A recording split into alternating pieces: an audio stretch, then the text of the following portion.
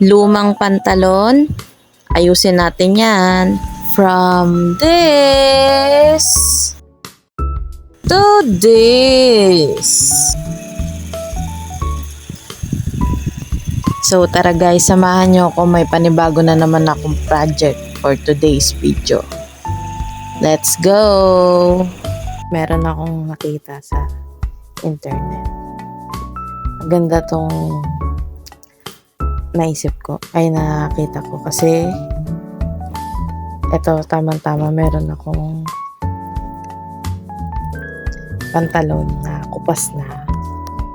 So, gagawin natin siyang palda.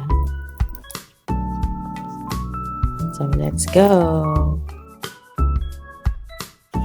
Criss-cross stitch pala yung ginamit ko dito, guys.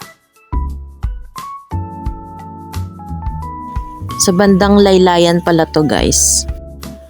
From old pantalon to palda. Bali, intentionally na yung mga thread na ginagamit natin ngayon dito is colorful para lumitaw yung design, guys. Bali, hindi pa to tapos, guys. Maglalagay pa tayo ng mga ibang design.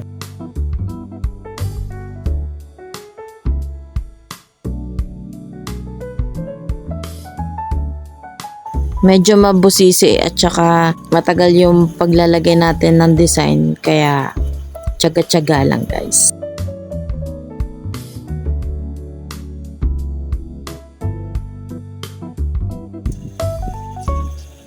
So this is the final result, guys. So as you can see, nilagyan natin ng iba-ibang design using colorful thread. So ito yung final look.